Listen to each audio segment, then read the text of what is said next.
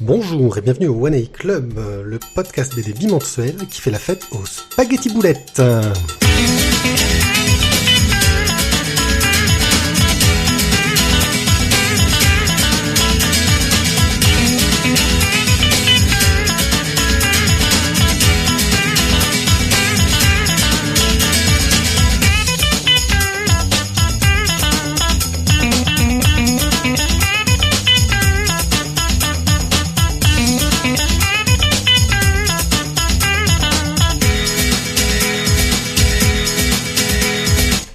Bonjour à tous. Hello.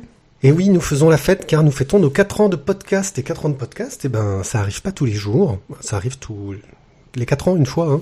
Bah, tous les 4 ans, c'est fait tous les 4 ans. Et c'est un podcast un peu particulier car nous ne faisons rien de particulier, si ce n'est que nous sommes tristes. Nous sommes très tristes car j'ai bien... Non, on n'est pas encore tout à fait en deuil quand même. Hein. Voilà, j'ai bien Tizak face à moi. Mais Thio n'a pas pu se joindre à nous car il a oublié que au handball, il n'a pas de casque comme au football américain et que quand il donne un choc frontal, ça fait pas du bien. Alors rassurez-vous, c'est pas si terrible que ça, il s'en sort pas trop mal. Enfin, en tout cas, nous on a pas mal quoi. Voilà, mais ça fait un peu de tristesse de ne pas l'avoir oui, c'est clair. Pour ça. C'est pas grave, nous on se console avec du vin car nous allons faire une émission à ce sujet-là. Déjà, nous allons lancer les OEC Awards. Les OEC Awards, pour ceux qui ne savent pas ce que c'est, ce sont nos prix qu'on lance tous les ans, où nous faisons une sélection dans 10 catégories à peu près débiles, des BD que nous avons chroniquées. Et c'est à vous de voter pour choisir celle qui vous pensez qui représente le mieux sa catégorie. C'est aussi un vote de mauvaise foi. Vous n'êtes pas obligé d'avoir lu la BD, vous pouvez vous fier à vos envies. Si vous êtes copain de l'auteur, vous pouvez voter pour lui faire plaisir. Si vous êtes l'auteur, vous pouvez inviter les gens à voter pour vous. Et puis nous, on vote aussi pour ce qui nous fait plaisir. Et en février, on vous donnera les résultats. On enchaînera avec nos chroniques. Nous allons parler de Master Keaton, les 2 premiers tomes. Nous parlerons ensuite d'Ambre Gris, d'une Nuit à Rome, le tome 2 et la fin du diptyque. Monster Club, le tome 1. Le dégoût.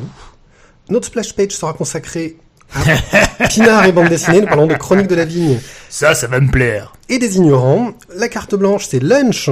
Vous aurez une double dose de Lunch parce que je pense Non, ce sera Lunchounet. Lunchounet, voilà. Une double dose que je pense qu'il va revenir ensuite dans le courrier de Tizak. Notre online sera consacré à Vibrant Fantôme. Le docteur Tizak répondra à votre courrier. Oh oui. Et nous aurons fini notre émission. Et je crois qu'on peut tout de suite commencer. Comment ça, il n'y a pas de moins où? Non, il n'y a pas de moins car il n'y a pas d'express. Et non, c'est tout de suite les OEC Awards. Nous commençons tout de suite par les OEC Awards. En théorie, si les choses se sont bien faites, sur la voixdesbulles.fr, vous pouvez voir dès maintenant là de suite la page, l'article sur les OEC Awards avec les votes qui déconnent. J'ai senti comme un blanc. Donc vous pourrez voir sur cette page-là tous les votes accessibles. Là, ils ne sont pas encore affichés, ils ne devraient pas tarder. Vous allez pouvoir voter donc pour toutes les bandes dessinées que nous avons sélectionnées. Alors justement, la sélection, on en parle un petit peu quand même. La sélection, nous commençons par notre prix le plus dégoûtant. Tu sais, tu vas meubler un peu pour que je retrouve la page. Ah d'accord, ok. Donc c'est le prix hémoglobine pour commencer. Donc c'est la BD qui saigne. Alors on a sélectionné The Boys, Hell West, American Vampire, Badass, Chaos Team, Sculpt, 100 Bullets et Tonichu. On enchaîne ensuite, vas-y continue, j'ai perdu la page. Et en fait, sur la suite, je me rends compte que ma page n'est pas du tout à jour, Pyrrhic, avec les suppressions ouais, je sais, non mais donc il y a un petit souci. C'est le live de la loose, on commence vraiment bien nos 4 ans. Hein. C'est ça. C'est plutôt la classe. Donc, c'est toujours pas à jour chez moi. Non, c'est toujours pas à jour. Eh bien, nous allons voir ce que ça donne. Donc, dans les OEC Awards, le prix suivant est consacré à... Bon, on va faire simple. On va pas vous donner le détail de chaque prix. De toute façon, c'est un petit peu rébarbatif. Vous verrez par vous-même. Ouais, c'est une liste de plein de BD. Voilà. Donc, premier prix, c'est le prix hémoglobine, la BD qui saigne. Ensuite, le prix chapiteau. Oui, voilà. C'est pas très poétique, mais quand même, c'est assez parlant. La BD pour se rincer l'œil, voire même un petit peu plus. Ensuite, le prix du mât, la BD qui est à peu près historique. On dit bien à peu près. Attention. Parce qu'il y a certains trucs au milieu qui sont vachement pas trop historiques. C'est cela. Le prix L'Armounette, à ne pas confondre avec le prix Lunchounet, aucun rapport.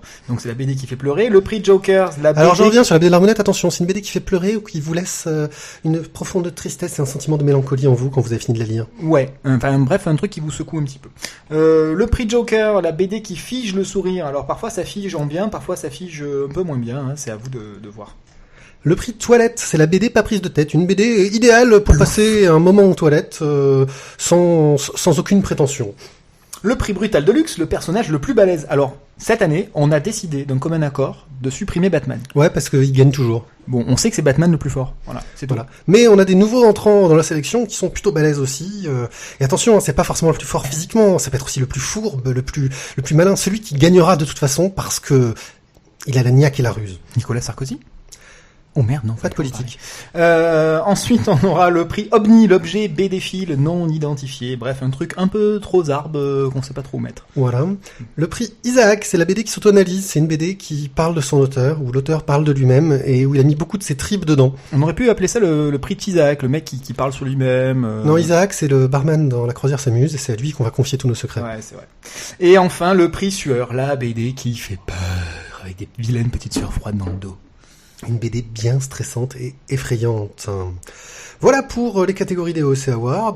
J'aime bien, moi, quand les trucs que j'ai prévus à peu près en avance déconnent. Mais ce n'est pas grave.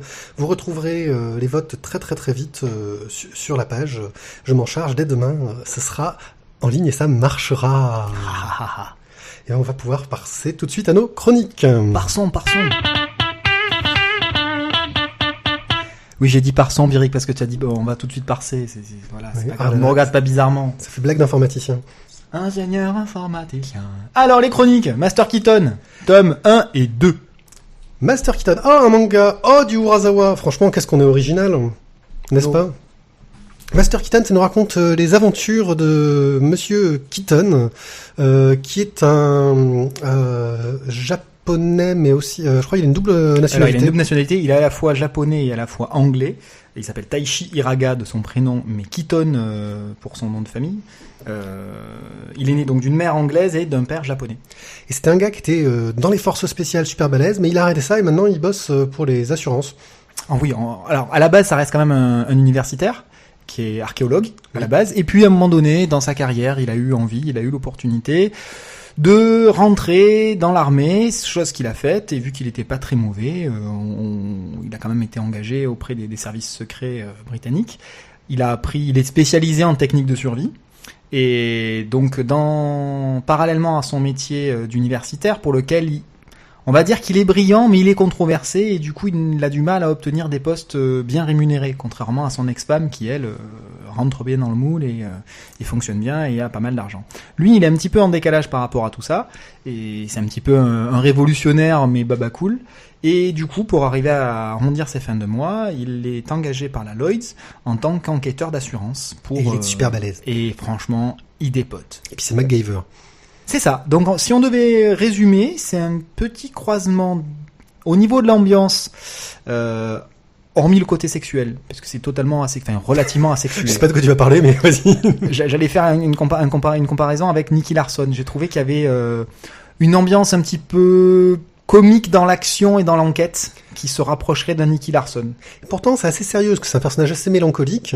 Les histoires, en plus, sont en quelques chapitres, c'est des histoires assez complètes, donc c'est vrai que il n'y a pas de fil rouge très très très violent en fait dans l'histoire, contrairement aux autres BD qu'avait fait Urasawa comme 20th Century Boy ou Monster.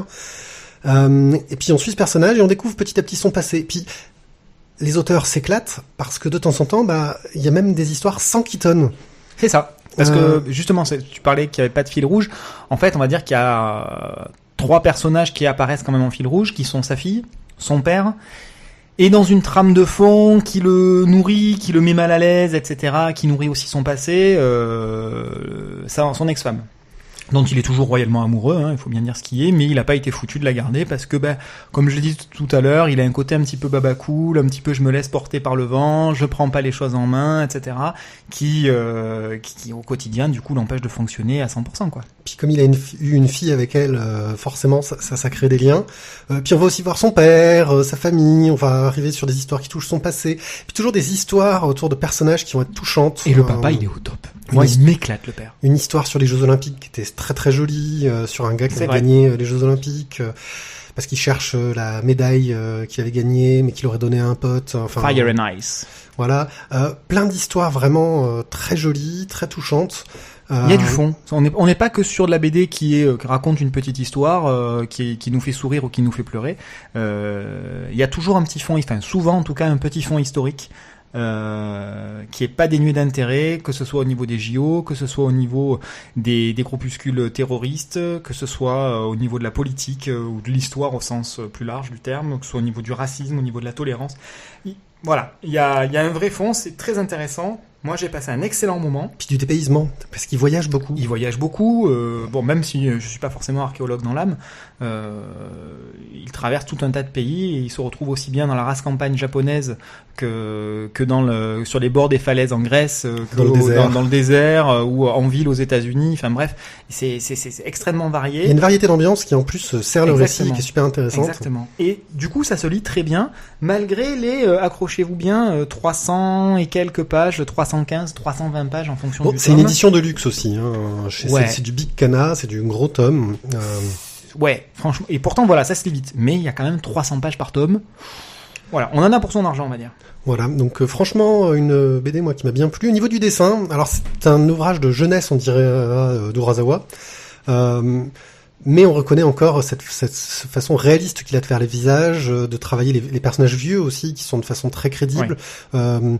Les regards fonctionnent très très bien. Des trognes, voilà, on n'est pas dans un dessin caricatural et archétypal comme on peut avoir dans beaucoup de mangas entre guillemets classiques. Alors si, moi je ferais un reproche sur le côté très archétypal manga, c'est que quasiment toutes les femmes sont sur le même modèle.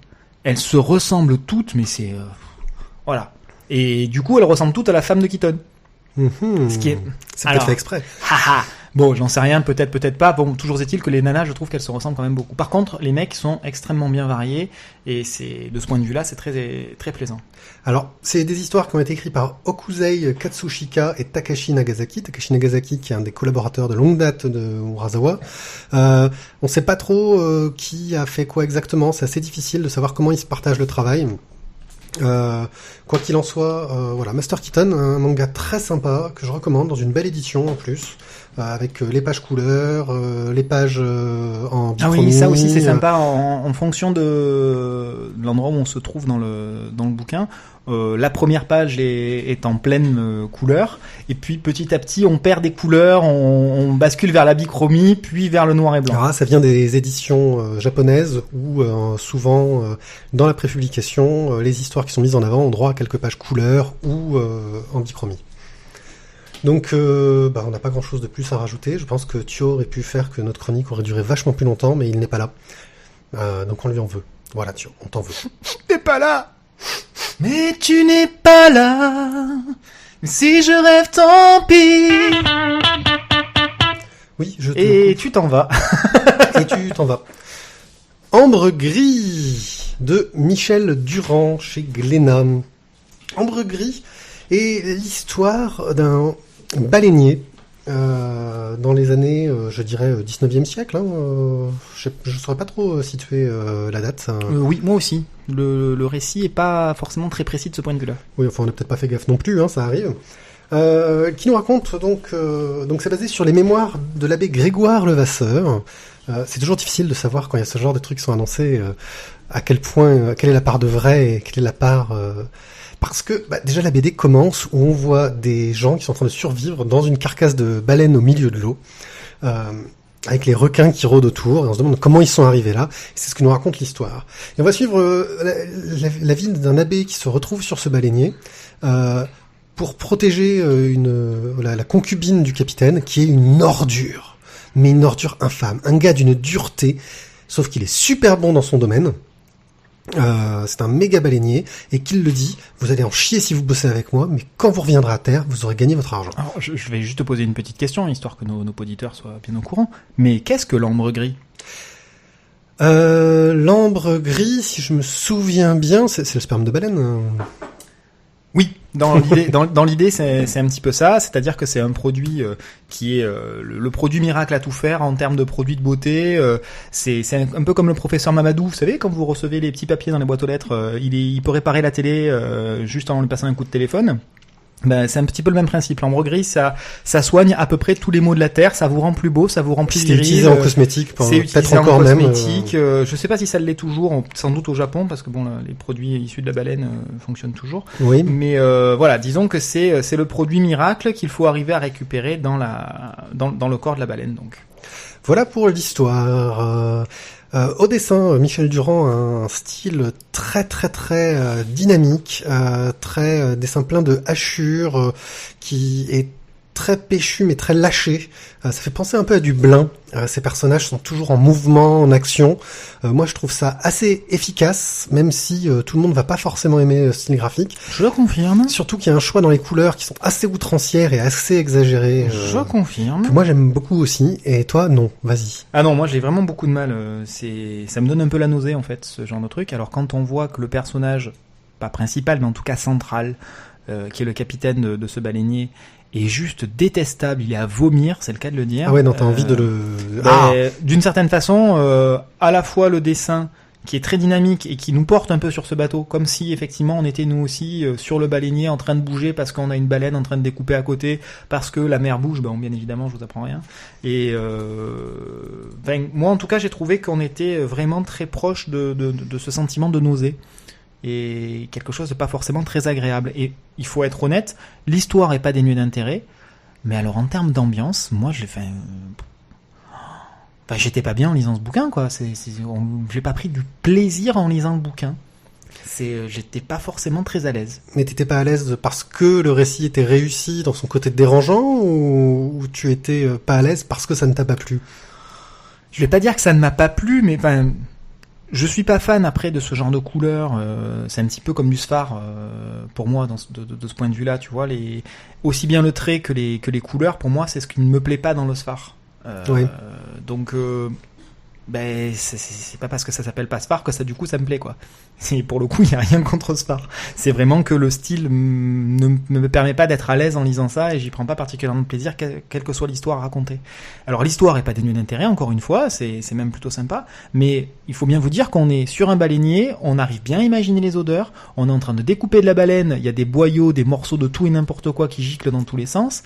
Le capitaine qui viole à multiples reprises une jeune fille, je ne vais pas vous en dire plus sur cette jeune fille qui est présente sur le bateau.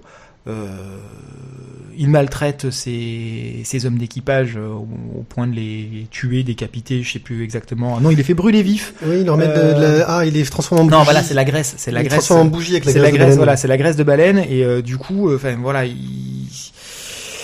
Voilà, inutile de vous dire que quand on fait boire de la graisse de baleine et qu'on allume un mégot, qu'on lui allume une cigarette et qu'on balance le mégot dans la bouche, un truc comme ça fait une jolie torche humaine. Il faut avaler une mèche. Oui, il faut avaler une mèche. C'est infect. Voilà, c'est juste infect. Et ouais, mais je crois que cet effroi que t'as ressenti, c'est l'effroi que ressent l'abbé tout du long aussi. Moi, je trouve qu'il a réussi vachement bien à nous faire ressentir cette chose terrifiante. C'est que le dégoût qui en ressort, le dégoût, on pourra revenir dessus tout à l'heure, est extrêmement bien rendu. Mais après, ça veut pas dire que moi, j'ai pas très envie de lire un truc comme ça. On attend qu'une chose, c'est de savoir comment ce capitaine va payer, quoi. On espère qu'il va payer, qu'il va souffrir pour ce qu'il a fait. Et on ne vous dira pas d'ailleurs s'il souffre ou s'il ne souffre pas. En tout cas, moi, je trouve que c'est une BD qui est très efficace par rapport à ce qu'elle veut raconter, qui graphiquement, le récit et le graphisme vont vachement bien ensemble. Oui, il faut avouer que c'est efficace. Hein. Et pour le coup, moi j'avais bien envie d'avoir la suite, quoi. J'ai hâte parce qu'il va y avoir un autre tome au moins, et pour savoir comment ça va évoluer. Et j'attends qu'une chose, c'est que ce salaud de capitaine, mais il en prenne plein la gueule à un moment, quoi. Oui. Après, voilà.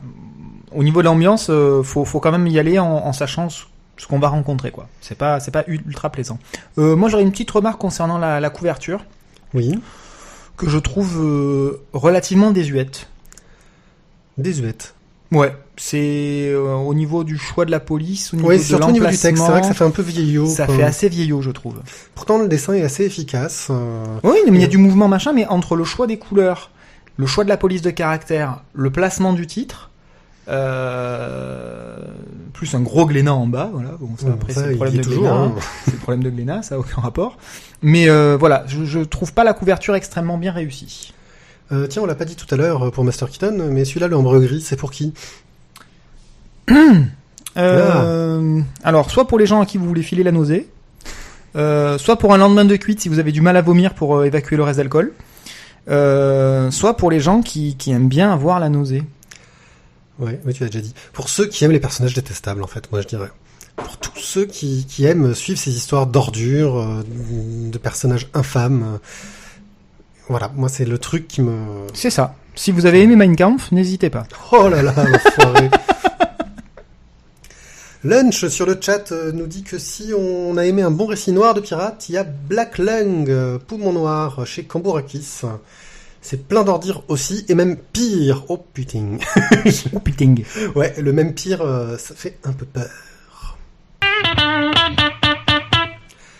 Une nuit à Rome, le tome 2 par Jim, chez Grand Angle. Grand Angle qui doit pas être en super santé parce que c'est le seul titre qu'ils ont sorti depuis la rentrée en fait. Ils reprennent un petit peu de nouveaux titres dès janvier, mais on a l'impression qu'ils ont voulu un peu faire une pause dans les sorties, éviter toutes les grosses sorties qu'il peut y avoir de rentrée littéraire pour mieux mettre en avant leurs titres. Donc un choix éditorial qui tient la route, je pense. Arrêtez, ouais, parce que ça devient difficile de lire beaucoup de choses. Et donc c'est la suite des aventures de ce héros dont j'ai oublié le prénom. Ça va revenir. Vas-y, cherche. Je cherche, ça va revenir. Qui, en gros, quand il avait 20 ans, avait fait un pacte avec sa copine de l'époque, comme quoi, lorsqu'ils auraient 30 ans, ils se retrouveraient... 40 ans, pardon. Ils se retrouveraient à Rome pour passer une nuit ensemble. Et ce gars-là, bah, il a 40 ans, il a une copine, tout va bien, il est en train de construire une vie, et elle lui envoie une cassette VHS sur laquelle il y a cette promesse qui s'était faite. Donc pendant tout le tome 1, il hésite à savoir s'il va y aller, s'il va pas y aller, et à la fin du tome 1, il lâche tout, et il part à Rome pour la retrouver. Et la question c'est, sera-t-il déçu, va-t-il retrouver ce qu'il veut? Surtout que cette femme est représentée un peu comme un poison, en fait. Elle a un côté très empoisonnant vis-à-vis de sa vie, qui se passe bien. Elle a pas l'air très stable non plus, elle a pas l'air d'être très très bien dans sa vie, elle a pas l'air satisfaite de ce qu'elle est devenue. Et lui, bah, était content de ce qu'il était, jusqu'à ce qu'il reçoive ça et qu'il se dise peut-être que j'ai raté quelque chose, peut-être que j'aurais dû continuer à vivre ma vie d'insouciance, sa crise de la quarantaine, quoi.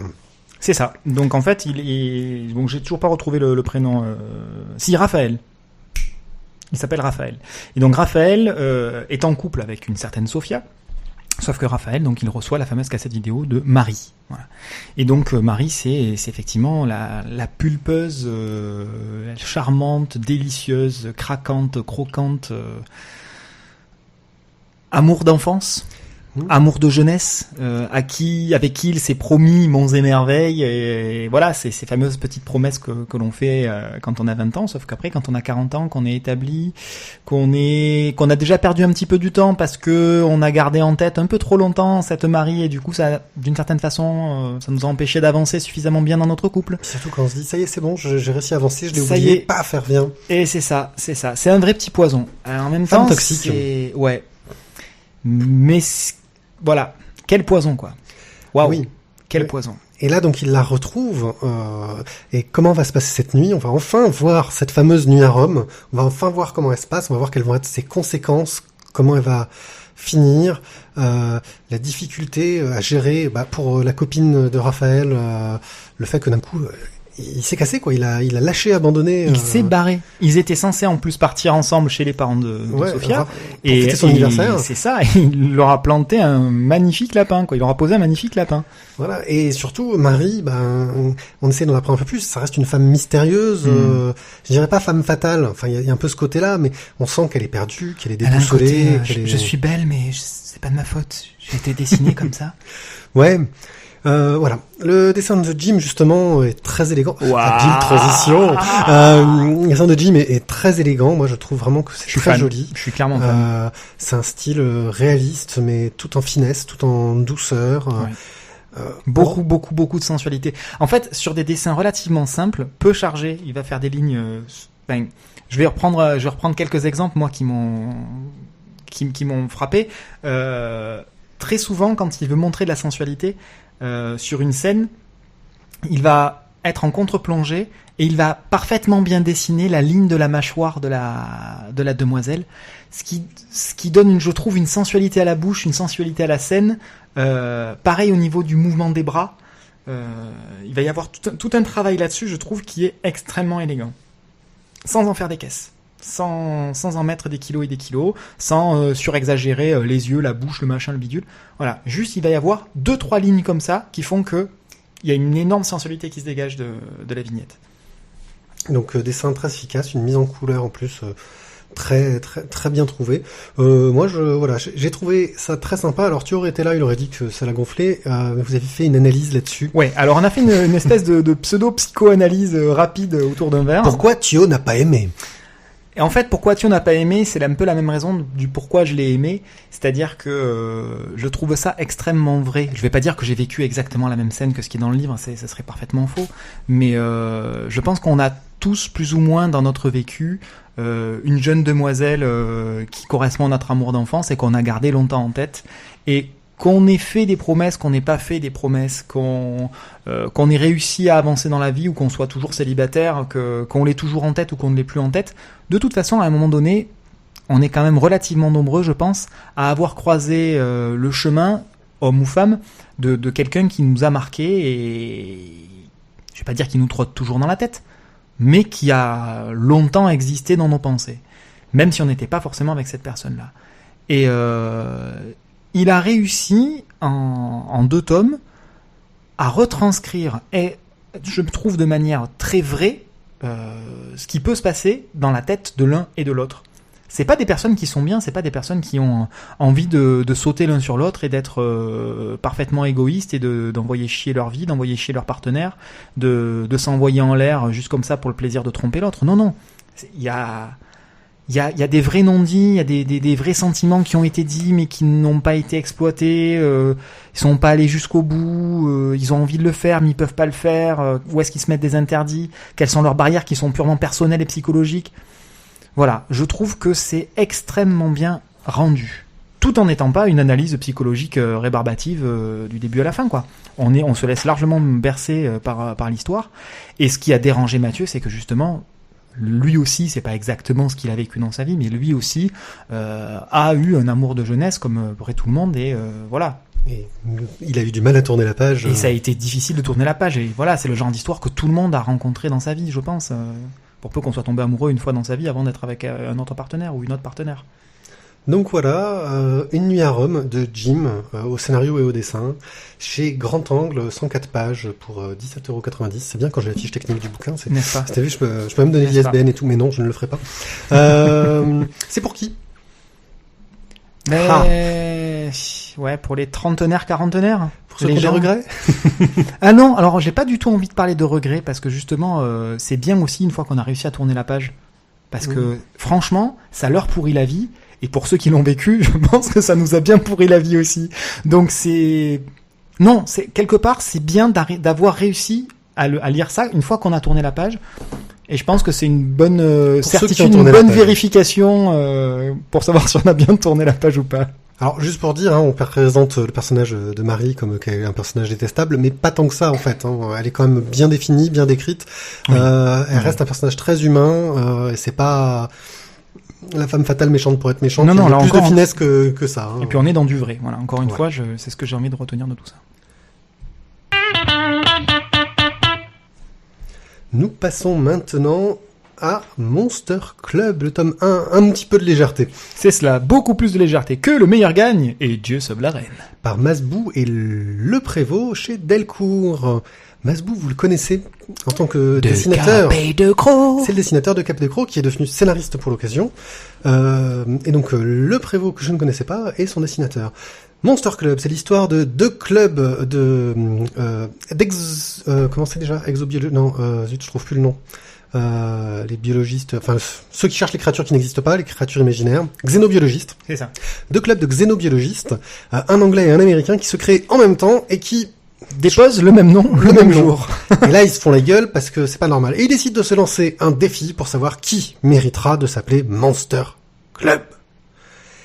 Et donc ils partent dans une aventure pour retrouver une créature, c'est une sorte de yéti au fin fond du monde, et ils se lancent des défis, se mettent des bâtons dans les roues, et donc nous avons une sorte de course-poursuite où les héros ne font que se taper dessus avec des personnages atypiques, tous plus drôles les uns que les autres, et qui vont faire une découverte assez hallucinante, qui va être tout aussi drôle. C'est vraiment de la BD d'aventure et d'humour. Oui. Qui se prend pas la tête, qui se fait plaisir à faire des dialogues avec du langage un petit peu châtié, qui va en faire des tonnes, et qui essaye de mettre en scène énormément de personnages, et je crois que c'est la grosse difficulté de cette BD, ce qui fait aussi un petit peu sa faiblesse. Alors, ça fait sa richesse et sa faiblesse à la fois. Ce qui est bien, c'est que du coup, on a une vraie galerie de portraits, et vu que c'est un tome 1, on peut largement supposer que la suite des tomes va pouvoir exploiter un petit peu cette richesse. Mais c'est vrai que sur un premier tome, du coup, on va dire qu'on a 2 groupes de 7 personnes, hein, grosso modo. Oui, c'est ça. Waouh, voilà, ça fait du monde. Alors même s'ils sont graphiquement bien définis chacun, c'est un petit peu difficile d'arriver à les identifier. Est-ce que, je me rappelle plus, il fait partie du groupe des Anglais ou du groupe des Américains, celui-là? Bon, voilà. Disons qu'on n'a pas les accents, en fait. Ok, merci Pierrick. Donc voilà, c'est la petite difficulté. Ceci étant dit, honnêtement, une fois qu'on est arrivé à la fin du premier tome, on a grosso modo à peu près identifié tout le monde. Oui, parce qu'ils les ont fait assez archétypaux et assez caricaturaux. C'est ça. Et puis, presque par paire, en fait, on arrive à les associer et du coup, on retrouve les paires et on sait à quel groupe ça appartient. Même si on sent que certains personnages sont un peu sous-exploités. Pour l'instant. Heureusement qu'ils n'ont pas exploité tout le monde dans le premier tome. Un tome 2 là-dessus. Donc oui, voilà, au niveau scénario, j'ai passé un bon moment parce que c'est fun, c'est pas pris de tête, les personnages sont assez immoraux tout en restant des gentlemen. C'est ça. Alors, ce sont des gentlemen parce que même quand ils se font des crasses, ils sont super classe et ils sont capables de s'excuser. Ou tout du moins d'essayer de fournir une explication à la saloperie qu'ils ont fait. À la saloperie qu'ils ont osé faire. Mais voilà, à l'arrivée, ça fonctionne bien, on s'attache plutôt bien au personnage. En tout cas, je trouve qu'on s'attache plus à l'histoire qu'au personnage pour l'instant. Le dessin. J'ai trouvé ça assez efficace, mais pas toujours du même niveau. Et de temps en temps, y a certaines vignettes ou certaines planches où le trait est un petit peu plus épais. Au niveau de la couleur, c'est toujours très bon. Un peu plat parfois quand même au niveau de la couleur. Manque un peu de relief à certains moments, je trouve. Oh, là t'es chié quand même. Hein. Ouais, je sais. Il y a du boulot quoi. Ah oui, non, je sais pas qu'il y a pas de boulot, hein, mais. Putain, là t'es. Mais on a des planches avec beaucoup de cases parfois, et ouais. C'est vrai que c'est pas. Enfin, je veux dire, là, j'ai une planche dans les sous-bois avec un ours. L'ours est marron, les personnages sont marrons. Enfin, tu vois ce que je veux dire? Oui. Ça manque un peu de relief. Ouais, mais bon, en même temps, enfin, la couleur, elle est quand même présente. Ah oui. Oh non, moi parfois des exagérations sur la lumière aussi qui m'ont un peu perturbé, mais bon, c'est du détail. Ouais, c'est du détail. Et puis bon, je te rappelle que la scène, en l'occurrence, elle se passe en Sibérie, et la lumière de Sibérie, ça n'a rien à voir avec la lumière qu'on a ici. Hein, c'est des lumières beaucoup plus rasantes. T'y allais en Norvège, me semble-t-il. Oui, c'est vrai. Hein, voilà. Donc voilà. Moi, je trouve qu'au contraire, en termes de dessin, voilà, il y a beaucoup de boulot sur la couleur, machin. Juste de temps en temps, certaines vignettes ou certaines planches où le trait est un petit peu plus épais que sur le reste, mais je sais pas à quoi c'est dû. En tout cas, c'est un très bon divertissement. Ouais. C'est pour très bon moment. Ceux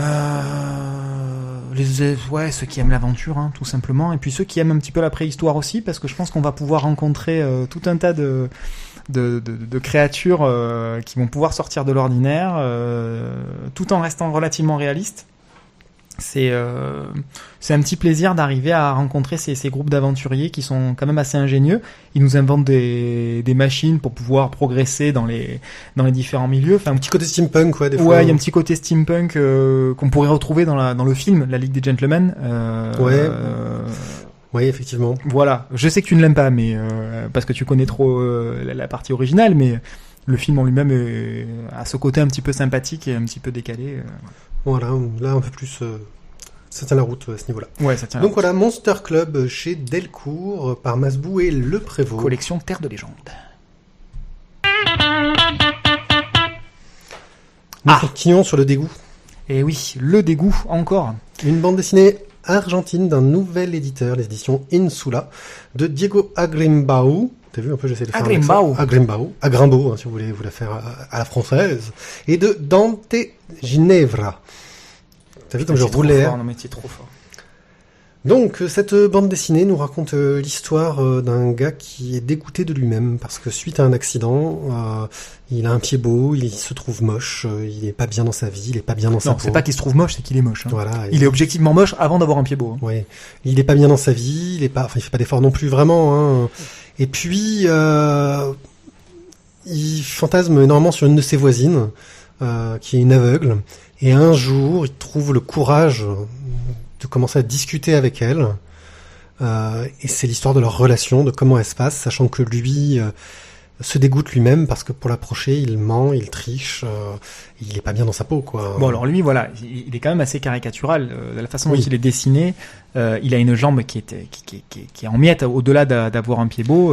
Il a eu un énorme accident de voiture, en fait. On dirait le bras de Tetsuo dans Akira. C'est ça. La jambe, elle est en morceaux, elle est toute molle, elle est toute biscornue. Lui, physiquement, il est très malingre, il a un visage assez émacié, la dernière fois qu'il a dû croiser un coiffeur, c'est quand il avait 4 ans, il a des lunettes, il a un grand nez, il a une relation avec sa mère difficile, il a une relation avec sa mère ultra difficile, il a un côté un petit peu adolescent, attardé, d'ailleurs il est universitaire, il est toujours étudiant. Il est en 2e année de biochimie, je crois, ou un truc comme ça. Oui. Et il avance pas non plus dans ses études. Et suite à l'accident, ça fait 6 mois qu'il est pas retourné à la fac. Il avance pas dans sa vie. C'est pas qu'il soit idiot, mais voilà, il est au point mort et il se dégoûte. Et il se dégoûte de tout. C'est-à-dire qu'il se dégoûte physiquement, mais il se dégoûte aussi dans son comportement, à pas être foutu de dire oui ou de dire non à quelqu'un, à pas être foutu d'aller voir cette nana qui lui plaît et pour laquelle il a des sentiments comme ça, au premier abord, parce qu'il ne la connaît pas plus que ça, mais il a très très envie d'elle, il la trouve extrêmement belle. Et à côté de ça, il est un petit peu voyeur, un petit peu aspignoler dans son fauteuil, dans le dossier de son fauteuil, en regardant par la fenêtre. Voilà, enfin voilà, on comprend pourquoi aussi il arrive à se dégoûter, mais il est un petit peu au bord du gaz, ce garçon, et il avance plus du tout dans sa vie. Et voilà, et donc ce bouquin, c'est un petit peu le tournant. Est-ce qu'il va arriver à avancer? Est-ce qu'il ne va pas arriver à avancer? Voilà, c'est le moment où il va falloir qu'il fasse des choix. Il va falloir qu'il dise merde à ses parents ou pas. Il va falloir qu'il se dise merde à lui pour se mettre un coup de pied au cul. Savoir s'il va abuser de cette jeune aveugle ou pas. C'est ça. S'il va profiter de cette situation ou pas. C'est ça. Parallèlement à ça, il est capable. Enfin, il doit faire aussi le choix de savoir s'il se fait encore opérer pour la xème fois de sa jambe pour que ça aille mieux. Et d'une certaine façon, sa jambe, c'est un petit peu l'arbre qui cache la forêt, c'est un petit peu son excuse pour pas aller bosser, son excuse pour pas sortir, son excuse pour ne pas rencontrer de gens, son excuse pour ne pas être heureux, parce que être heureux, ça demande un petit peu des efforts, ça tombe pas tout cuit comme le loto, quoi. Voilà. Donc, au niveau du dessin, c'est très particulier, c'est un dessin très caricatural, oui. Avec une bichromie, une bichromie de beige. Donc pour tout ce qui est les ombres, etc., c'est dans les beiges. Ça donne un style très joli, un peu. Bon, c'est la BD indé, c'est la BD indé argentine. Je trouve ça sympa que ça arrive jusqu'à nous. Complètement. C'est pas évident. Et il joue beaucoup sur parfois des jeux sur la perspective un peu tordue des bâtiments, sur des contre-plongées, des plongées un peu exagérées, tout ça pour accentuer et exagérer les sentiments du personnage. Ça tient la route, moi je trouve que ça tient la route. Ouais, c'est surtout pour une BD indé. Je trouve que ça tient bien la route même. Voilà.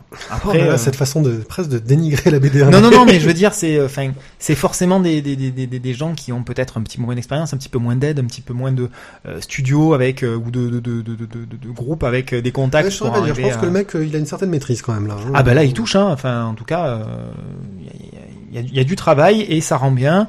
Il y a aussi bien du travail sur la mise en page, sur le type de case. Que sur l'expression des personnages à certains moments. Non, vraiment, c'est toujours un peu tout le traviole, quoi. Les cases ont beau être dessinées au trait, t'as pas des entrecases bien réguliers, bien droits, ça bouge un peu dans tous les sens. Sauf à certains moments quand il arrive à se calmer. Voilà, ouais. tu reprends ça. Attention, on tourne les pages. Voilà, tu reprends cet endroit-là. Tu restes à avoir des cases et quand qui sont pas bien calées les unes sur les autres, quoi. Ah ouais, là, attends, quand même. Oui, non, mais tu as un gaufrier qui va être parfois plus net quand il arrive à se calmer, mais la case reste pas stable, quoi. Elle est pas d'équerre, quoi. Ah oui, parce qu'il est pas encore tout à fait en place, ça c'est sûr. Mais voilà, disons que le gaufrier s'installe un petit peu plus proprement. aussi, au plus lui se stabilise ses choix. Et tu regardes. Oui. D'accord. Donc on va a pas une spoiler. évolution. On va pas spoiler la final, fin, mais on a une vraie évolution au niveau du travail des cases, quoi. C'est pour qui? C'est pour qui? Eh bien voilà. Déjà, moi je dirais c'est pour ceux qui ont envie de découvrir la bande dessinée argentine, parce qu'on connaît pas forcément bien cette bande dessinée-là, qui apparemment a une actualité et qui est riche. On connaît des grands auteurs classiques argentins, mais on ne sait pas que cette BD est encore vivante. Et puis aussi pour les gens qui aiment les histoires d'intime et les histoires de transformation. Oui, voilà, c'est sans parler d'introspection, mais au moins d'évolution, de transformation, c'est intéressant. L'histoire est intéressante et c'est oui. Mais après, voilà, cibler un type de personne, ça paraît un petit peu compliqué quand même. Concernant la BD sud-américaine, je tiens à rappeler quand on avait fait l'interview d'Ibn Al-Rabin, oui. que lui nous avait parlé de la BD sud-américaine puisqu'il était resté un bon moment d'ailleurs. Mmh. Donc voilà, le dégoût chez les éditions Insula, nouvel éditeur. Et là, en fait, on va un peu changer le programme. Comme ça, je vais essayer d'aller réparer les OEC Awards. Oh. Nous allons donner la parole à notre petit Lenchounet, qui va nous donner un petit peu son avis sur l'état des librairies en 2013. Et vous allez voir, c'est pas super optimiste. Carte blanche à Lunch, un fidèle auditeur qui nous rejoint et on va enfin entendre la voix. Bonjour Lunch. Bonjour la voix des bulles. Merci de me recevoir dans l'émission.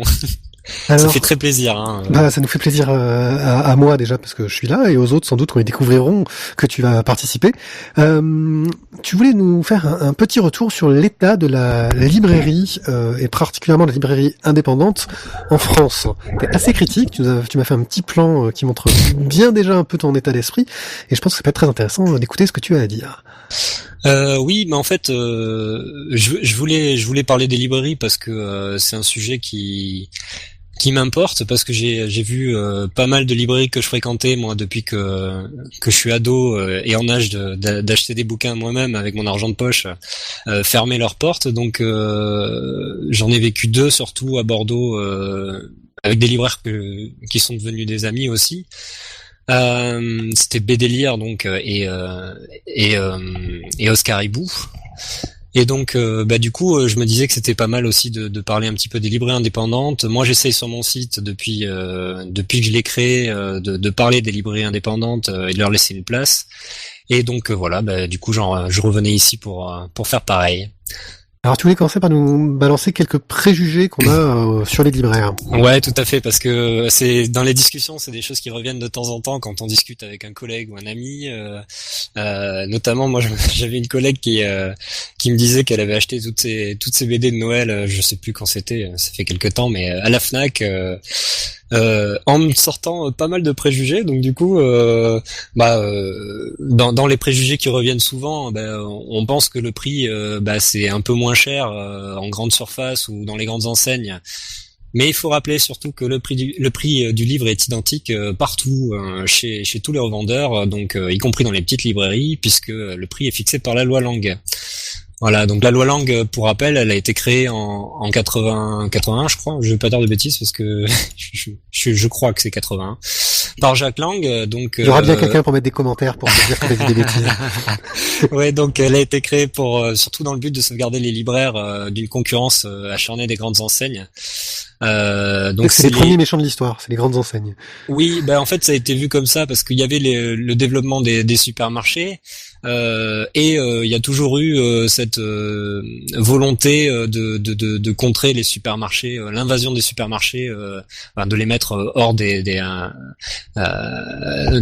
milieu du centre urbain et puis aussi de privilégier les petits commerces. Et donc les libraires, il y a eu cette fronde aussi et cette loi Lang qui a été créée pour sauvegarder les libraires de la concurrence, quoi. Voilà, donc de fait, c'est les éditeurs qui fixent le prix de vente. le prix de vente, il est imprimé dans le livre la plupart du temps. Alors maintenant, c'est des codes aussi qu'on retrouve derrière les livres. Ça permet de changer la grille de prix en cours d'année. Exactement. Surtout, ça s'est un petit peu développé les codes depuis les changements de TVA successifs de ces dernières années. Les libraires sont très contents parce qu'eux, ils sont obligés d'afficher clairement le prix. Ouais, voilà. Donc l'étiquetage à refaire à chaque fois qu'il y a un changement de prix, c'était pas mal. Maintenant, bon, ils se sont un petit peu mieux organisé avec les changements, parce que faut savoir que les changements de TVA, ça leur a quand même coûté de l'argent à chaque fois aux libraires qui étaient obligés de tout rentrer au niveau de leur gestion informatique. Les prix, fallait tout changer.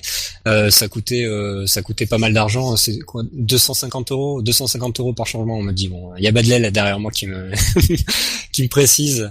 Donc voilà, c'était de l'argent à chaque fois, et puis il y avait aussi les retours, toute la manutention, voilà, l'étiquetage.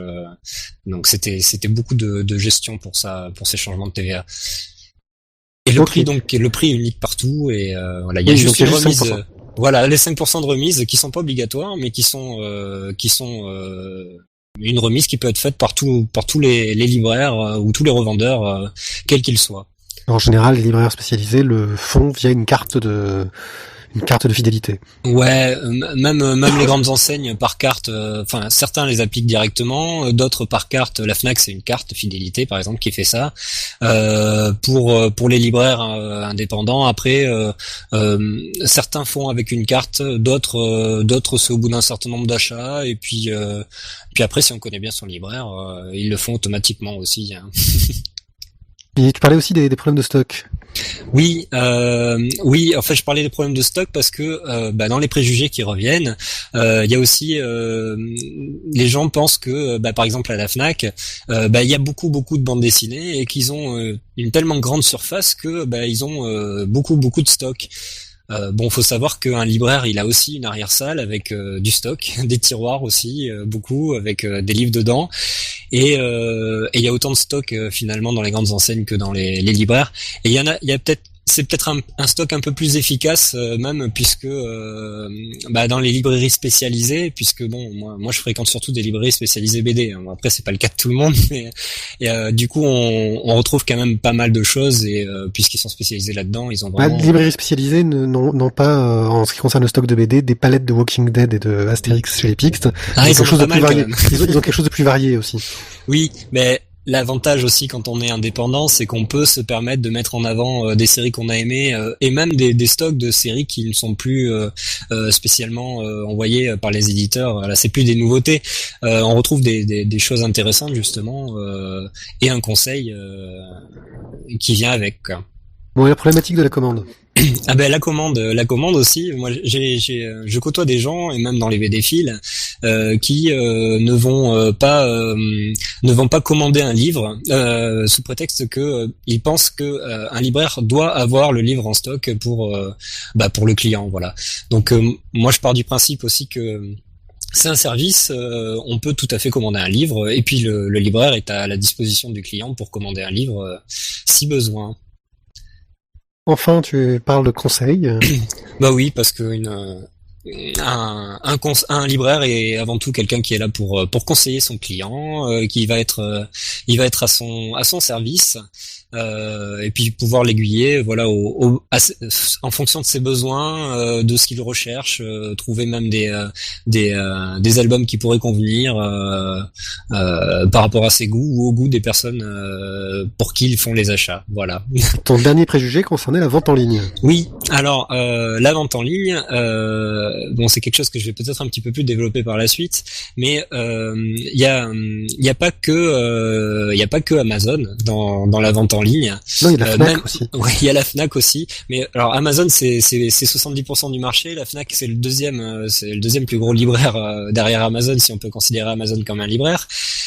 Et après les autres, c'est pas beaucoup de parts de marché, mais faut savoir qu'il y a de plus en plus de librairies, selon le rapport parlementaire que j'ai lu tout à l'heure sur les libraires, il y en aurait 500. Alors j'ai pas été vérifier ce chiffre, je sais pas d'où ils le sortent non plus, ça me paraît beaucoup, mais il y a beaucoup de librairies en tout cas qui ont un site web et qui proposent la vente en ligne. On peut Canal BD, Canal BD, donc ouais, un réseau de librairies voilà, c'est ça. Mais on peut citer les propose- grosses, hein, notamment donc dans Canal BD. Et puis après, il y a le Furet du Nord, il y a Mola ou Gibert. Voilà, BDnet aussi qui a Donc, j'avoue qu'en en dehors des grosses, faut quand même admettre que la plupart des sites web de libraires sont pas fantastiques et c'est pas super ergonomique. Non, peut-être pas effectivement. Par contre, pour les gros comme Mola ou même BD Fugue, c'est assez pratique. Oui, là, moi, c'est clair, oui. Voilà, c'est assez simple à s'y retrouver. Et puis c'est des libraires indépendants. Enfin, pas pour BD Fugue, mais c'est spécialisé BD en tout cas. Mola est indépendant, par contre, et on y trouve de tout. Voilà. Et là, Bon, tu arrives à ta deuxième partie qui est ton coup de gueule. Ouais, mon coup de gueule. Mon coup de gueule, c'était justement, puisqu'on y vient avec la vente en ligne, c'était par rapport à la concurrence déloyale. Je voulais faire une petite parenthèse là-dessus, parce que les libraires, le métier de libraire est un métier qui est difficile et qui est menacé par de plus en plus par la vente en ligne. Bon, d'une part parce qu'ils se sont mis à la vente en ligne eux un petit peu tard, hein, et qu'ils ont Ouais, vu ils arriver ont le un peu monstre foiré, Amazon. Ouais, voilà, c'est ça. Ils ont un petit peu loupé le coche. Moi, pour la défense d'Amazon, j'aurais tendance à dire que quand ils sont arrivés, tout le monde s'est foutu de leur gueule. Peut-être, je sais pas. J'avoue que je ne me souviens plus de l'arrivée d'Amazon en particulier. La majorité Mais- des gens pensaient que jamais les gens n'achèteraient en livre et que tout le monde préférait aller chez son libraire car c'est quand même vachement mieux. C'est vrai que je me souviens de cet argument-là. Maintenant quand même Amazon, bon, bah c'est un petit peu un prédateur pour les libraires. D'une part parce qu'ils font de la, enfin ils évitent aux gens de se déplacer, ça c'est une chose. Et puis c'est vrai qu'au niveau des pratiques de prix, eux ils n'hésitent pas à cumuler la remise de 5% autorisée et à jouer avec les limites de la loi Lang, puisqu'ils vont proposer également des frais de port gratuits en cumulant. Même si maintenant, il y a une proposition de loi en cours qui a été abordée à l'Assemblée nationale le 3 octobre pour empêcher ce cumul des 5% et des frais de port gratuits. Alors là, moi justement, je trouve que je rentre dans le débat. Hein. Vas-y. C'est un peu limite parce qu'un des intérêts principaux d'Amazon au départ, c'était que ça marchait sur un territoire qu'est les États-Unis, où le nombre de librairies n'est pas celui qu'on a en France à la base. Et ce qui fait qu'Amazon a fonctionné, c'est que de nombreuses zones où il n'y avait pas de libraire, les gens pouvaient avoir leurs bouquins et ça leur coûtait pas plus cher que d'aller ailleurs. Alors c'est vrai qu'une fois arrivé en France, ça marche un peu différemment parce que nous on a un énorme. En fait, j'ai lu un truc qui disait qu'il y a autant de librairies indépendantes en France qu'aux États-Unis. Alors j'ai pas le détail du nombre de librairies indépendantes en France. Par contre, effectivement, Amazon se déclare comme non pas un concurrent, mais un complément aux librairies indépendantes, puisque il va desservir des zones où il n'y a pas de libraire à proximité. Et de fait, effectivement, vu qu'il joue sur sur la paresse des gens, quand on explique aux gens vous n'avez pas à sortir de chez vous, ça arrive dans 2 jours et ça vous coûte pas plus cher. Et effectivement, ça a tendance à être un argument. Mais c'est un argument de poids, surtout avec la société 2.0 d'aujourd'hui, qui justement fait de plus en plus de choses par Internet. C'est un argument de poids, effectivement. Voilà. Bon, après ce cumul frais de port gratuits et remise de 5%, ça va pas toucher qu'Amazon, hein, ça va toucher tous les sites de vente en ligne, hein, même ceux qu'on a cités précédemment. Et bizarrement, je sens que la Fnac mal en point risque de prendre très cher. Ouais, la Fnac et peut-être même le chapitre en ligne, puisque bon, le site chapitre est désolidarisé des boutiques. Je vais y revenir aussi tout à l'heure, ouais. Voilà. Donc tu parlais de la politique aussi d'Amazon vis-à-vis des petits éditeurs. Oui, parce que Amazon, c'est vraiment un coup de gueule par rapport à Amazon là, ce paragraphe. J'ai bien compris. Hein. Non, mais effectivement, en fait, Amazon ne s'en prend pas qu'aux libraires. C'est de la concurrence, hein, sur les libraires. Là, là, je vais venir plutôt par rapport aux pratiques, à la politique agressive d'Amazon, par rapport aux petits éditeurs, c'est-à-dire, ils leur demandent des choses qui sont qui sont difficiles pour eux parce qu'ils n'ont pas les moyens des gros éditeurs. Même si les gros éditeurs tirent la gueule, eux ils peuvent abonder dans le sens d'Amazon, mais là c'est difficile pour les petits. Par exemple, Amazon avait demandé à Cornelius, il fut un temps, de leur donner tout leur stock de livres pour eux, juste pour eux, c'est-à-dire sans en donner un seul aux libraires indépendants avec qui ils ont toujours bossé ou quoi que ce soit. Voilà, sachant qu'Amazon paie à la vente des articles et non à l'avance comme les libraires, hein, avec les retours et tout ça. D'accord, ils ont vis-à-vis des distributeurs, ils ont réussi à avoir un arrangement particulier. En tout cas, c'est une pression en fait, hein. C'est surtout une pression qu'ils font sur les éditeurs. Voilà, donc sachant qu'ils peuvent... Mais là, ça vient pas que des éditeurs. Amazon travaille directement avec les éditeurs ou il travaille avec les distributeurs? C'est une bonne question. question. C'est-à-dire qu'en gros, pour ceux qui ne le savent pas, le libraire ne commande pas directement à Delcourt. Il commande à un distributeur et ensuite ça passe par un diffuseur. S'appelle Delsol, qui ensuite va diffuser et amener jusqu'à eux. Et parfois, entre tout ça, il va y avoir un grossiste régional. Parfois. Oui, c'est comme ça que ça se passe avec la chaîne du livre dans son ensemble. Après Amazon, je sais pas exactement comment il fonctionne. Je sais juste que il y a un moment, c'était vers octobre, hein, c'était l'année dernière, hein, c'était pas cette année. Il y avait eu justement une fronde un petit peu des petits éditeurs avec Cornelius et ça et là en tête qui justement critiquait la politique agressive d'Amazon et ces pratiques que je viens de te dire en fait sur les stocks. L'autre point que tu voulais évoquer, mais on va passer vite fait dessus parce qu'on s'éloigne un petit peu du sujet, c'est les techniques de manipulation fiscale qu'utilisent Amazon et les grosses sociétés, on va dire Web 2.0 actuelles, pour faire de l'évasion fiscale entre guillemets. Ouais, en fait, très avantageux. C'était juste rapidement pour dire un libraire ça a du mal à gagner sa vie, hein, comme tous les chaînons de la chaîne du livre d'ailleurs, hein. Mais Amazon bénéficie du fait qu'il est basé au Luxembourg d'une fiscalité un peu plus avantageuse, notamment sur la TVA qui est à 3% de mémoire, et sur tous les impôts qu'il va payer en supplément, ce qui lui permet de dégager une marge moyenne de 13% supplémentaire par rapport à un libraire quand même. Donc voilà, c'est pas anodin, hein. Oui, mais là malheureusement, c'est quelque chose qui touche plus largement que la librairie. Ça touche, enfin, tu vois ce que je veux dire, surtout, oui, tout à fait. Mais c'est pas que la librairie qui est touchée. Non, c'est tous les secteurs. Mais après, c'est aussi, voilà, eux, c'est une boîte. Moi, je comprends qu'ils s'implantent là où ils peuvent s'implanter pour faire le maximum de bénéfices, hein. Voilà. Disons que je leur en veux pas de vouloir gagner de l'argent en fait. Tout à fait, c'est un petit peu leur boulot, hein. Je pense que tout entrepreneur veut gagner de l'argent, donc Sauf que même si c'est pas forcément des conséquences directes, derrière ça il y a des librairies qui ferment. Voilà, tout à fait. Les librairies ferment, donc ça c'était mon troisième point. Et on parle beaucoup aussi en ce moment de chapitres et ces 53 librairies qui ferment leurs portes là. Ils sont donc chapitre.com qui est un site de vente de livres. Tout à fait. Surtout le site et les librairies sont deux entités distinctes, hein. C'est vraiment les librairies qui sont en cessation de paiement aujourd'hui, en liquidation d'ailleurs. Ils doivent fermer leurs portes au 7 janvier et trouver un repreneur d'ici là. Donc ça, c'est pas facile parce que le 7 janvier, ça va venir très vite. Virgin avait eu 3 mois, hein, de mémoire pour trouver des repreneurs. Là, on est sur 1 mois, donc c'est vraiment très très court comme délai. Et je pense aussi à la librairie Le Bleuet dans les Alpes de Haute-Provence qui avait lancé aussi un site en ligne de vente et le site en ligne marche pas très bien, à ce que j'ai cru entendre dire. Ouais, mais ça c'est pas évident en fait pour tous les autres les sites de vente en ligne de se mettre en avant parce que effectivement Amazon prend beaucoup de place, 70%, hein, comme je le disais tout à l'heure du marché de la vente en ligne.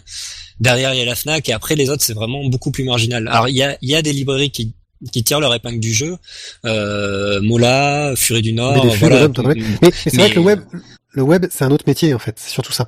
Oui, c'est pas évident de porter plusieurs casquettes. Alors, mais c'est un petit peu aussi un chemin qu'il va falloir prendre, je pense, parce que de toute façon, le web se développe et il faut aller avec son temps. Je pense aussi que la vente en ligne, c'est un chemin qu'il aurait peut-être pas fallu prendre à la légère au départ, c'est comme tu le disais en ouverture.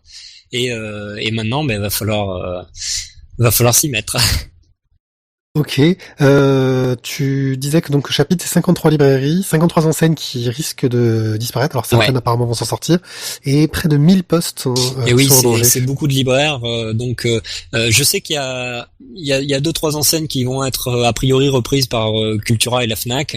Il y a quelques autres librairies indépendantes qui sont présentes en France depuis pour certaines jusqu'à près de 200 ans. Donc c'est vraiment des institutions. Alors celles-là vont peut-être être sauvées. Après, je pense que toutes ne le seront pas, malheureusement pour la librairie encore et pour les libraires aussi. Et si c'était la photo jeux vidéo? Les jeux vidéo, c'est toujours un problème. C'est pas faux, peut-être. Bon, qu'est-ce qu'on peut imaginer de cet avenir? Est-ce que ça a pas l'air très joyeux, peut-être que tu nous le racontes? Non, c'est pas joyeux. Maintenant, je sais pas quoi en penser trop pour t'avouer. Il y a eu beaucoup de fermetures de librairies en France ces dernières années. Ça s'est accéléré le phénomène. Maintenant, j'espère, c'est plus un espoir qu'une prédiction. J'espère que l'avenir va venir positivement aider le secteur de la librairie. Mais est-ce que c'est pas en fait aussi juste peut-être la voie naturelle des choses? Est-ce qu'on n'est pas en train de s'attacher à un modèle qui n'a peut-être plus de raison d'être? Je me fais un peu l'avocat du diable. Ouais, je vois. Écoute, moi je vais faire la voie rétrograde alors. Je pense que, enfin moi personnellement, je préfère aller chez mon libraire, avoir un contact chaleureux finalement, des conseils, plutôt que au final un accueil froid d'écran d'ordinateur pour faire mes courses. Bon, j'avoue, je vais aussi chez mon libraire, je l'aime beaucoup. Il me le rend bien. Eh ben, merci beaucoup Lunch.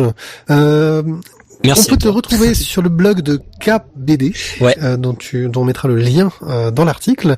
Tu animes aussi la 9e case, qui a des rencontres sur la BD qui ont lieu à Bordeaux. Je n'anime pas, hein, je suis chroniqueur à la 9e case, voilà. Mais on me retrouve effectivement sur le blog de KBD, où c'est des chroniques collectives. J'ai aussi mon site BD qui s'appelle Bindi, en fait, voilà, où j'interviens avec Badlel qui est ma femme. Et puis donc sur la 9e case, là c'est des lives donc à Bordeaux, c'est le nouveau nom du Raging Bull à Bordeaux, hein. On a pris notre indépendance comme les Anglais. Et puis sinon, tu as une association de jeux de société chez les surfeurs. Tout à fait, chez les surfeurs à la Cano. Ça fait longtemps qu'elle existe, mais on est sur le départ au niveau de la Cano, donc on essaye de faire évoluer ça dans le bon sens pour promouvoir le jeu de société sur la Cano. Eh ben merci à toi de nous avoir parlé de toutes ces choses, de tous ces petits coups de gueule autour de la situation difficile des libraires. Eh ben on espère t'en revoir très bientôt, ne serait-ce que dans les commentaires de lavoidesbulles.fr. Avec Ciao. plaisir, salut. Donc merci à Lunch pour son intervention. Ça fait plaisir d'avoir un de nos auditeurs, un de nos nouveaux auditeurs qui fait une carte blanche. Sachez que si vous avez un coup de gueule, un coup de cœur, quelque chose que vous voulez dire sur la bande dessinée, le milieu de la BD, vous pouvez sans aucun souci, vous êtes les bienvenus sur nos antennes. Il suffit de nous contacter via le site La Voix des Bulles, où tout est disponible. Je voulais aussi vous dire que j'ai profité de ce petit passage enregistré pour réparer les OEC Awards. Vous allez sur lavoidesbulles.fr et vous pourrez enfin voter pour tous les trucs qu'on a mis en place. C'est important de voter, c'est super cool. Et nous allons pouvoir maintenant passer à notre splash page. Splash page. Bon, écoute, ce que je veux te dire, c'est que la BD, c'est quand même un art super important, puisque, tu vois, c'est pas que du dessin et du texte, c'est l'accumulation du mélange du dessin, du texte. Tu vois, il y a deux types de BD. Il y a les bonnes BD, qui ont des images et du texte, et puis il y a les autres, tu vois, T'as la bonne BD, je suis d'accord avec toi. T'as la BD, tu la prends, tu touches le livre, tu tournes les pages, tu vois les images, tu vois le texte. Enfin, il y a un truc, quoi, tu vois, ça, enfin, c'est la bonne BD, quoi.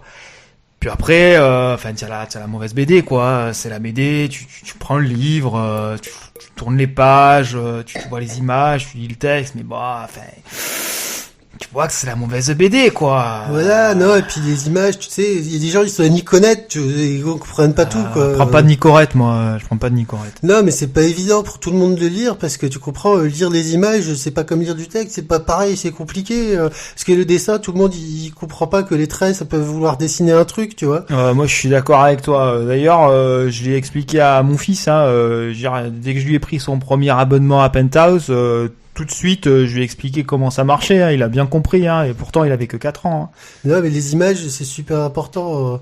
Et là, je crois qu'on s'égare, hein, on a trop pris des vins, là, tout ce dont ils parlent, là, dans les BD. Ouh, tiens, non, mais il fallait, hein, je veux dire, c'est le test. Nous, on est un peu des podcasteurs professionnels. Si on lit des BD sur les vins, on teste à donf. Alors moi j'ai tout testé, hein, je veux dire il y avait beaucoup de pages, hein. Bon, ça fait beaucoup de vers, hein. Mais on est professionnels. On a tout lu. Tout, ouais. Voilà. De toute façon, ouais, tant que c'est pas du rhum. Oui, je suis pas bourré. Nous nous excusons par avance de cette introduction sketcheuse pourrie, car d'habitude c'est pourri, mais on a du temps pour préparer, donc on assume un peu plus. Là, la BD sur les vins à lire avec modération. Oui, là on a un petit peu fait ça totalement à l'arrache. Improvisation. Nous allons vous parler de 2 bandes dessinées dont le sujet est le vin. Nous allons vous parler des Ignorants d'Étienne Davodo et des Chroniques de la Vigne de Fred Bernard. Merci. Alors on va commencer par les Ignorants. Donc les Ignorants, c'est le sous-titre, c'est Récit d'une initiation croisée. Donc l'explication est la suivante. Étienne Davodo, qui est auteur de bande dessinée, ne connaissait pas grand-chose sur le vin et il a rencontré un vigneron qui s'appelle Richard Leroy. Et l'expérience croisée est la suivante, c'est que l'un a fait découvrir à l'autre son univers et inversement. Donc Étienne Davodo a découvert, oula, faut qu'on arrête le vin. Hein. Il a découvert donc l'univers de la vigne de A à Z, hein, on peut dire ça comme ça. C'est un vigneron très particulier. Voilà, alors en étant bioculture, il fonctionne la lune, le machin. Enfin, le gars, il est à fond sur le vin. On va pas dire expérimental, mais en tout cas, on est dans une pratique très pragmatique de la chose. On cherche pas à mettre des produits chimiques pour être sûr du résultat, pour stabiliser le vin, pour ne pas perdre sa récolte. On est vraiment sur on fait comme on le sent et comme plus ou moins on a toujours fait, et ça n'empêche pas d'avoir des vins qui sont des vins de garde également. Et donc voilà, Étienne Davodo a passé, on va dire, pas loin d'une année, puisqu'on regarde comment ça fonctionne sur d'un hiver à l'autre, hein, grosso modo,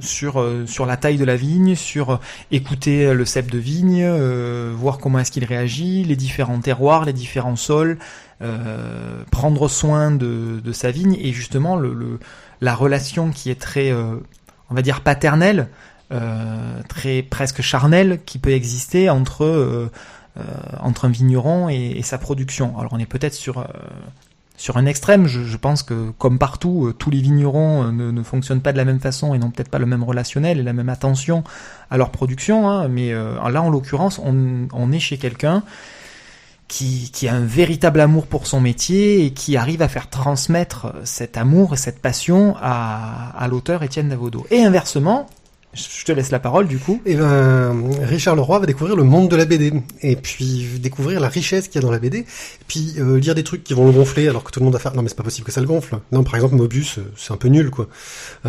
Les Watchmen, c'est un peu bizarre comme truc, quand même. Et donc, va découvrir un peu cet univers-là, découvrir l'univers des dédicaces, des salons de BD, comment travaillent les dessinateurs. Et Étienne Davodo, va lui présenter les gens qui font de la BD, lui faire rencontrer des gens que Richard va découvrir par leur BD, et il va les voir en vrai. Donc un peu cette attitude qu'on peut tous avoir quand on est fan d'une BD, de voir l'artiste en réalité. Et on a une candeur dans la façon dont réagit, moi je connais mieux la BD que le vin, donc je m'attache plus à ce côté-là. On a une candeur dans la façon dont Richard Leroy découvre le monde de la BD, qui est mais rafraîchissante au possible, et qui fait surtout relativiser beaucoup de choses sur... quand on est plongé à fond dans cet univers de la BD, on a des repères, des marques, etc., qui sont parfois un peu faussés vis-à-vis de... Ça marche un peu partout pour la même chose, pour la musique, pour la mode. Waouh, c'est des nouvelles fringues de chez Kenzo, de chez Christian Lacroix, de chez machin, et on se dit forcément c'est génial. Oui, sauf peut-être parce qu'il y a un nom. Et si on prenait simplement le produit en lui-même pour ce qu'il est et ce qu'on peut ressentir en le voyant ou en le touchant, peut-être qu'on aurait une réaction très différente. Et là, c'est un petit peu ce qui se passe avec Richard Leroy. Il va peut-être croiser des grands noms, des grands noms de la BD. Sauf que lui, si ça lui procure rien, ça lui procure rien. Et inversement, des petites BD qui ont été dénichées à droite ou à gauche, si ça le touche, il va avoir une vraie émotion et pouvoir une approche très premier degré qui va sur le plaisir et qui rejoint aussi l'expérience de Davodo sur le vin, parce que lui aussi, il a une expérience premier degré, parce qu'il n'est pas très connaisseur, et que Richard lui dit, mais le vin, il est bon si tu l'aimes. C'est ça. C'est ça. C'est quelque chose que j'ai vraiment apprécié, parce que on n'est pas sur attention, si tu fais le vin de cette façon-ci ou de cette façon-là, si ça arrive de tel terroir ou de telle appellation, c'est forcément un grand vin machin. On s'en fout. Dans chaque appellation, il va y avoir des gens qui vont bien faire leur boulot ou pas bien faire leur boulot, mais en même temps, est-ce que ça te plaît ou est-ce que ça te plaît pas ? Ça reste quand même l'objectif premier. On s'en fout que ce soit un vin qui soit super bien fabriqué ou pas super bien fabriqué. À partir du moment où il procure du plaisir, ce vin-là, qu'il soit à 5 € la bouteille ou qu'il soit à 500 € la bouteille, peu importe. Et donc, voilà, on suit un peu tout ça, et c'est vrai que moi j'ai appris beaucoup de choses sur le vin. C'est extrêmement plaisant à lire, parce qu'effectivement, on se cultive sans forcément s'en rendre compte, un petit peu comme eux, sur cette espèce de road movie, on va appeler ça comme ça. On se laisse porter par leur pérégrination, aussi bien dans la vigne que dans le monde de la BD, et on apprend un milliard de choses. Surtout que j'ai découvert cette bande dessinée, moi, dans un contexte qui s'y prêtait bien. On était en vacances à Sauternes, avec les vignes vraiment au pied de la baraque. On était trop bien. Voilà, avec le petit Sauternes maison du coin. C'est ça. Et franchement, voilà. Enfin, moi, je sais que j'ai trouvé ça, d'un point de vue de cette initiation croisée, très plaisant, très rafraîchissant. En plus, il y a des guests, il y a des auteurs qui font des passages. Il y a une planche de Trondheim qui explique un truc avec son humour très drôle. Enfin, franchement, c'est une grande réussite. C'est une BD qui a eu beaucoup de prix derrière. Au niveau du dessin, c'est un noir et blanc, enfin niveau de gris, avec, en gros, c'est de l'encre. Avec pas mal d'estompes dessus. Il joue à montrer des silences aussi, des moments où on voit les gens qui travaillent, où on voit que le temps passe. C'est vraiment très très très très beau. Ça colle magnifiquement bien à cette bande dessinée. Comme je dis, elle a eu beaucoup de prix, elle les mérite. Donc pendant 270 pages, on va suivre ça. Et je pense que c'est une BD qu'on peut offrir aux gens qui aiment le vin et aux gens qui aiment la BD. Et à ceux qui ne connaissent pas encore ni la BD ni le vin, et c'est bon à tout point de vue. Voilà, c'est un vrai régal. Ouais, ça peut être un très très beau cadeau. Voilà. En plus, moi, je connaissais pas Davodo comme auteur, alors que il est déjà très réputé et qu'il a eu beaucoup de choses dites dessus. Et comme bien sûr, moi, dès qu'on me parle d'un auteur qui a beaucoup de succès et qui cartonne, je me méfie. Je me dis, ouais, Nia, c'est surfait, etc. Bah non, c'est très bien. Voilà. C'est chez Futuropolis. C'est un beau pavé de 270 pages qui vaut vraiment vraiment le coup. Là, en cette période de Noël, n'hésitez pas, si vous avez un papa, une maman, un cousin qui s'intéresse un minimum soit à la BD, soit au vin, soit aux deux, soit ni à l'un ni à l'autre même. Vous offrez ça avec une bonne bouteille. Ça, et avec une bonne bouteille, ça marche très très bien. L'autre bande dessinée, c'est les Chroniques de la vigne de Fred Bernard, qui ont une approche très différente. Oui. Parce que Fred Bernard, lui, a grandi dans les vignes. Lui, il connaît bien le monde du vin. C'est un bourguignon, c'est un petit-fils de bourguignon, c'est un fils de bourguignon, c'est un arrière-petit-fils de... C'est un arrière-petit-fils de bourguignon. Et il allait faire de la BD, ce con. Ouais, c'est ça, c'est un peu la honte de la famille. On exagère un peu, et on suit un peu cette relation qu'il a avec son père. Avec son grand-père. Son grand-père, qui est vigneron, qui continue à s'occuper de ses vignes. Et c'est en fait vraiment c'est des chroniques, c'est des petites brèves sur ce monde de la vigne, sur les coups de gueule de son grand-père, sur les coups de cœur de son grand-père, sur comment est-ce qu'il voit son métier, comment il l'envisage. C'est très verbeux. C'est très verbeux, c'est effectivement, mais parce que, enfin, je vais lire le sous-titre, hein, c'est conversation avec mon grand-père. Donc à un moment donné, effectivement, moi je trouve que d'une certaine façon, ça fonctionne un peu comme un carnet de croquis dans lequel on a rajouté les conversations. Et moi je m'imagine très bien une espèce de session qui compulse un petit peu les discussions au coin du feu entre un petit-fils et son grand-père. On va remémorer les sentiments, on va remémorer les souvenirs, on va remémorer les impressions, aussi bien quand on était jeune, du côté de Fred Bernard que de son grand-père. C'est extrêmement touchant, c'est extrêmement vrai. Il n'y a pas de faux semblant, on n'est pas là pour en mettre plein la vue. Contrairement à la BD précédente, Les Ignorants, c'est beaucoup moins pédagogique peut-être sur le fonctionnement de la vigne, sur la taille, les saisons, apprend des trucs quand même, machin, hein. mais on en apprend quand même beaucoup sur le terroir bourguignon, sur tous les vins de Bourgogne, et même sur on va dire la concurrence, à savoir le bordelais, qui sont en théorie les ennemis jurés. Ben, là encore, le grand-père, je trouve qu'il a un discours qui est très vrai, et où il ose dire, pour un bourguignon, peut-être sacrilège, que l'un et l'autre sont deux types de vins qui sont différents, qui n'ont pas non plus le même public historiquement et encore au jour d'aujourd'hui. En termes de prix, en termes de public, on est sur des choses qui sont différentes. Et je trouve que le grand-père, il a un regard qui n'est pas du tout rétrograde, qui est très moderne, qui est, il a rien du vieux con, quoi. C'est vraiment plaisant de voir un truc comme ça et de voir qu'il est capable d'expliquer tout ça à son petit-fils, qui n'est pourtant pas du tout dans le monde du vin, oui, même s'il apprécie ça. Et voilà, on peut pas être élevé au milieu des vignes dans un milieu comme celui-là sans que ça nous marque. Et Fred Bernard, clairement, on a bien compris que c'est un amoureux de la Bourgogne. C'est lié aussi à ses souvenirs d'enfance, qui ressort de temps en temps. Il y a une vraie Madeleine de Proust autour de tout ça, et quels que soient les voyages qu'il ait pu faire à travers le monde, pour se ressourcer, il repart chez ses grands-parents en Bourgogne, il a besoin de ressortir un petit vin de Bourgogne, et là il se sent chez lui. Voilà, avec sa bouteille de vin, son petit verre, qu'il déguste pas n'importe comment, il est de retour chez lui et il se sent bien. Au niveau du dessin, on est sur un style très simpliste, un peu enfantin, je trouve. Très enfantin. Avec un travail avec de l'aquarelle, ouais. Donc très coloré, qui a un côté un peu enfantin, mais qui va avec ce côté Madeleine de Proust, ouais. Ce côté souvenir. Qui va avec ce côté carnet de voyage, petit croquis, où effectivement le dessin il est pas léché et repris 15 fois, machin. C'est ouais, on est le cul sur un caillou, en train de regarder les paysages et on croque le paysage. Il profite aussi de mettre quelques pleines pages de dessins de paysages, qui permettent aussi de respirer au milieu de tout ce texte, hein, parce que comme je disais, c'est vraiment très très bavard.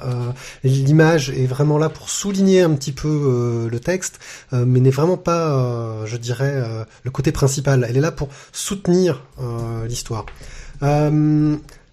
Clairement, moi je l'ai trouvé sympa, mais j'ai pas autant accroché que Les Ignorants. Peut-être aussi parce que je pense que c'est peut-être plus dédié à des spécialistes, des gens qui connaissent déjà un peu plus le vin, qui s'y intéressent un peu plus derrière.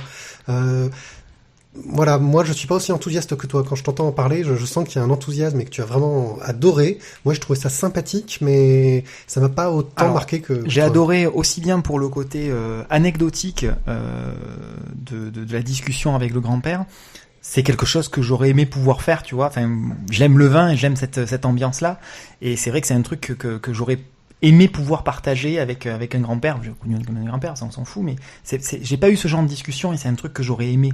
Tu vois, la notion d'avoir une maison de famille, revenir sur ses racines, revenir sur son terroir, et qu'il y ait une histoire en plus dans tout ce terroir-là. C'est pas simplement j'habite au fin fond de l'Ardèche et puis voilà, il y a une vieille maison de famille et basta, et il y a plus personne qui y vit. Là, c'est vivant.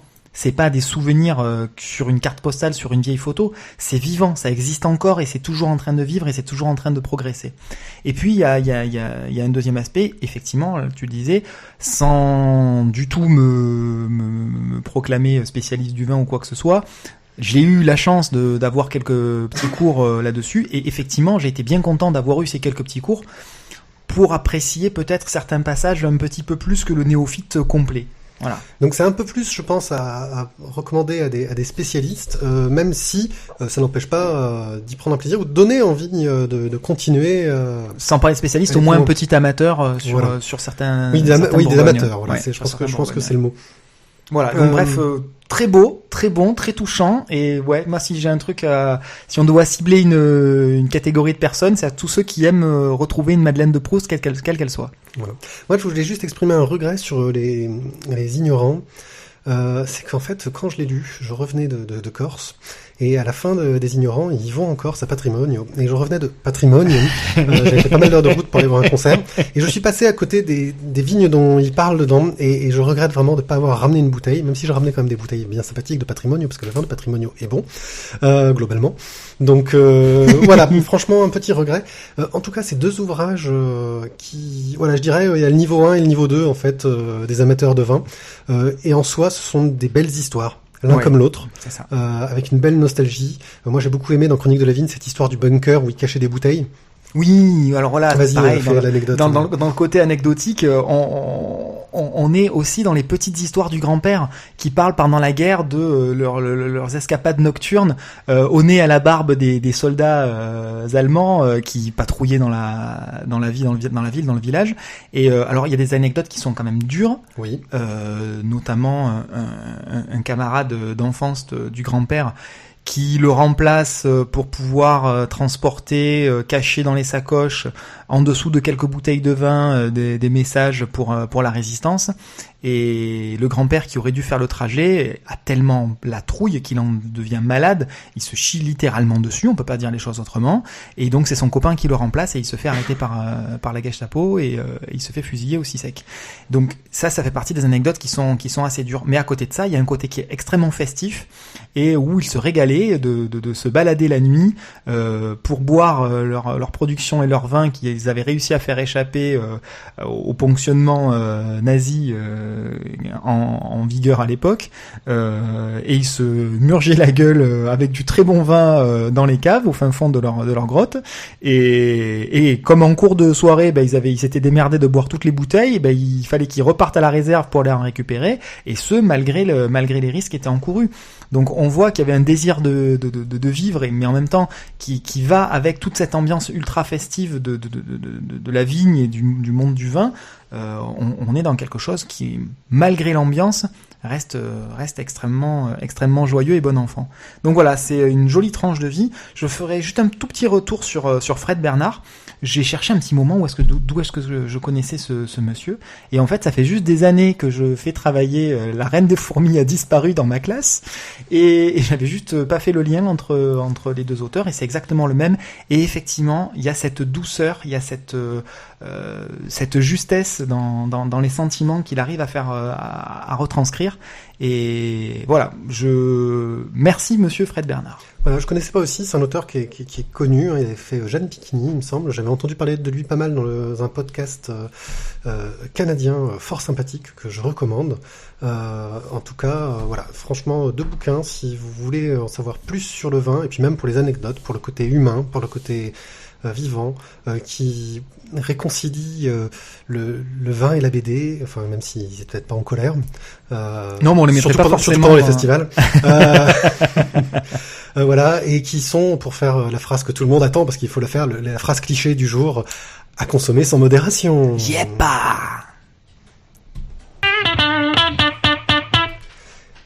Eh bien, ce n'était pas le bon jingle, mais ce n'est pas grave. Nous allons faire le online. Online.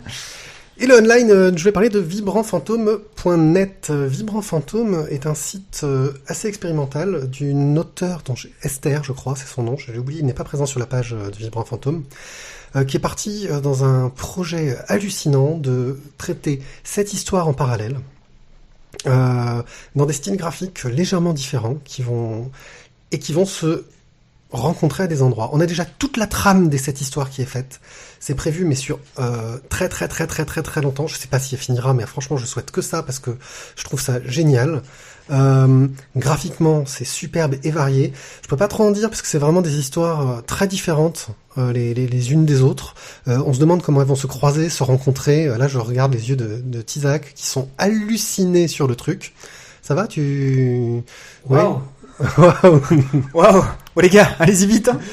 Franchement, c'est superbe. Alors, elle a lancé le projet il y a un mois, je crois, un mois ou deux. Ça n'a pas beaucoup avancé. J'espère que ça va avancer parce que c'est très, très, très prometteur. Et moi, je n'ai qu'une envie, c'est d'avoir vite la suite pour continuer à lire ça. Donc, c'est sur vibrantfantôme.net et la dessinatrice a un autre blog qui s'appelle La Lanterne Brisée, qui est très sympathique aussi avec de magnifiques illustrations. Je vous le recommande. Et maintenant, on va demander à Tizak de faire son jingle tout seul comme d'habitude. Travail sérieux et efficace. Homme de Dieu très honnête et sincère. Discrétion totale assurée. Authentique voyant astrologue. Ouh. Waouh, c'était vraiment pourri. Oh là, qu'est-ce qu'on fait de bien notre anniversaire avec un jingle pourri. Faut quand même que je vous la raconte celle-là. On s'est retrouvés tout à l'heure avec Pierrick quelques minutes avant le début de l'émission en train de grignoter et on était tous les deux dans ma cuisine sur une jolie table en bois, en tête-à-tête, avec une bouteille de vin, des grands verres à vin et une assiette pleine de spaghettis en sauce avec des boulettes dedans. De chez Picard. Oh, pas de marque. Et il y avait un petit côté La Belle et le Clochard. On dira pas qui est la Belle et qui est le Clochard. Voilà. Mais il y avait un petit côté tristesse. Oui, c'est vrai. On fêtait nos 4 ans tous les deux en tête à tête. Thio, tu nous manques. Tu nous manques. Voilà, on est pour le triolisme. Ceci n'engage que Pierrick. Revenons un peu au courrier de nos lecteurs, qui a été nombreux sur l'épisode 88. C'est cela même. On a eu plein de petits commentaires, et notamment des commentaires relativement longs et très enjoués. On va donc commencer avec une petite précision de Monsieur P concernant le jeu de plateau Corto, où il nous rappelle que puisque c'est un jeu de plateau, il n'y a pas besoin de préparation de scénario. Donc pour nous, ça nous tente d'autant plus, avec nos emplois du temps bien remplis. Monsieur P nous gratifie d'ailleurs d'une petite vidéo explicative du jeu en discussion avec l'auteur du jeu Corto. On continue avec notre lunch Soulier National que vous avez pu écouter tout à l'heure lors de sa carte blanche. Nous avons maintenant d'ailleurs l'autorisation officielle de celui-ci pour l'affubler de ce petit nom crocro mignon. Merci Lunchounet. Tout d'abord, lui aussi nous fournit un petit lien magique vers une présentation de l'album Diagnostic dont nous avons parlé dans l'émission 88. Il revient également sur les propos d'Antoine. Il le remercie au passage concernant le bordel, pour parler français, des rayons manga, justifié selon lui par les lecteurs sauvages qui s'installent dans les rayons pour dévorer les dernières parutions manga. Moi personnellement, je me rappelle avoir fait un petit peu la même chose avec les BD un peu plus classiques, Astérix, Gaston, etc. dans les rayons des supermarchés, et je sais que notre grande absente ce soir, le petit Thio, en faisait tout autant. Ses parents l'abandonnaient lâchement dans les rayons BD. Peut-être que c'est pour ça que c'est son goût. C'était lui qui foutait le bordel. C'est lui qui foutait le bordel à l'époque. Bon, aujourd'hui moins, puis les mangas c'est moins son kiff. Et enfin, Lunch nous remercie également, d'une part pour le choix de la prochaine chronique, très prochaine j'espère, sur les 3 Adolphes, ainsi que... J'attends d'avoir le tome 4 en fait. C'est ça, c'est l'idée.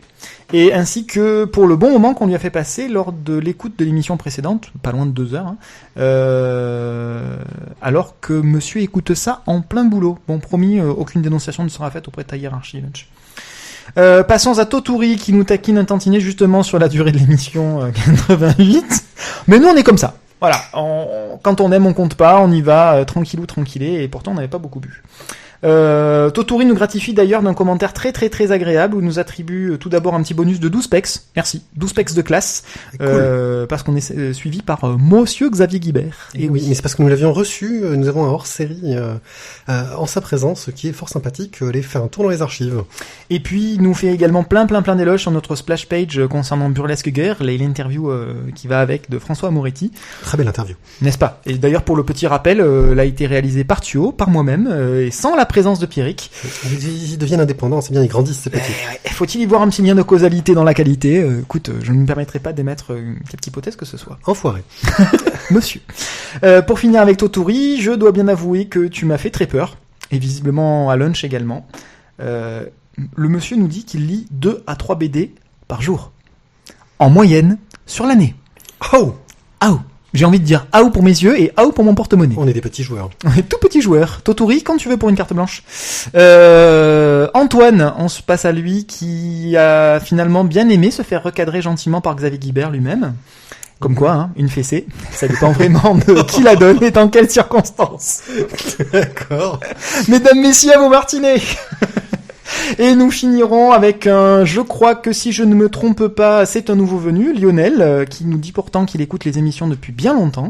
Lionel, je fais un petit appel à candidature et les autres par la même occasion. Si l'envie de participer aux émissions vous tente pour une carte blanche, n'hésitez pas à contacter Brigitte au vous contactez Pierrick. Ouais, c'est un peu moins glamour. Il se fera un petit plaisir de vous répondre pour pouvoir vous enregistrer.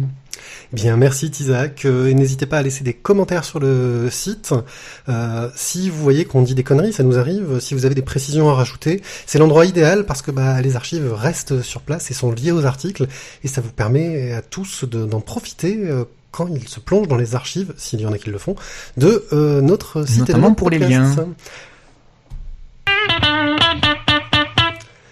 Nous arrivons à la fin de cette émission anniversaire qui était vraiment pas particulière. On espère que... Mais si elle était particulière parce qu'il y avait Patio. Voilà. Oui, c'est vrai, c'était vraiment particulier pour ça. Pour notre anniversaire, il a décidé de ne pas être là. On remercie les personnes qui nous écoutent en live et qui ne sont malheureusement pas nombreux, mais ce n'est pas grave. C'est l'approche des fêtes, tout ça. On a tous plein de choses à faire. T'as les émissions en milieu de semaine, à un moment donné, voilà. compliqué. Oui, enfin, Michel Drucker, il est là tout le dimanche. Voilà. Moi, je veux dire, on prend l'antenne tout le dimanche, on va avoir des auditeurs. Prenons l'antenne tout le dimanche. Mais le dimanche, c'est Culture Breakdown sur Synops Live et franchement, je ne me sens pas de prendre leur place car ils sont doux et c'est petit. Je dis c'est petit, je sais pas pourquoi. D'accord, Pierre. C'est affectueux. Non, mais ça n'engage que toi. Comme d'habitude, donc n'hésitez pas à laisser des commentaires. Vous pouvez aussi me contacter via Twitter, je suis assez réactif. Vous pouvez aussi me contacter. Oui, tu es en train de tout casser chez toi. Sur la page Google+, sur les pages Facebook, on essaye de réagir autant que possible. Et bien sûr, il y a une adresse de contact sur lavoixdesbulles.fr, un petit lien. Votez pour les OEC Awards, ça nous fera très plaisir. Plus vous êtes nombreux, faites tourner l'info. Ouais. Plus les votes seront faussés et bidons. Et c'est pas grave, parce que tout ce qui compte, c'est la mauvaise foi. On apprécie les BD qu'on lit, même si on les apprécie pas tous forcément pour les mêmes raisons. On se retrouve dans 15 jours pour une émission qu'on espère enregistrer d'ici là. C'est cela même. Parce que c'est un peu compliqué avec les vacances. Je fais un petit appel pour vos cadeaux de Noël. N'hésitez pas à passer par le lien sponsorisé sur le site de La Voix des Bulles. Allez acheter sur Amazon. Oui, je sais, Lunch en a beaucoup dit sur Amazon, mais ça a aussi des bons côtés. Voilà. D'ailleurs, débloquez les adblocks parce que Adblock a une tendance à virer les images qu'on met. Les seules pubs que vous verrez sur La Voix des Bulles, ce sont ces images qui ne sont pas vraiment des pubs. C'est juste que ça m'évite de choper des scans et machin chose pour illustrer mes articles. C'est quand même vachement plus facile. Merci à vous de nous avoir écoutés. On se dit donc à dans 15 jours. Ciao, ciao, ciao. Bonne soirée.